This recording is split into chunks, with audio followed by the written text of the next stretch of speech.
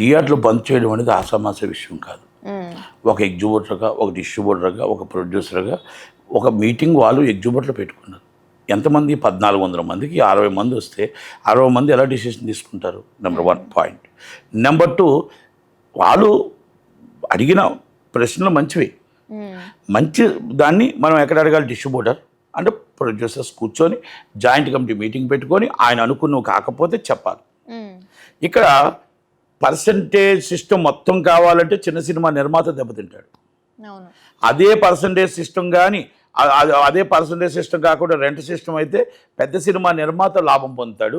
ఆ percentage system పెద్ద cinema నిర్మాత నష్టపోతాడు అనేది ఆవేదన. దీన్ని మనం ఫుల్ స్టాప్ పెట్టడానికి ఒక అవకాశం ఉంది. నేనేమంటున్నానంటే మీరు 75% ప్రొడ్యూసర్, 25% ఎగ్జిబ్యూటర్ అంటున్నారు. అది మొత్తం టోటల్గా అన్ని సినిమాలకి వర్తిస్తుందా?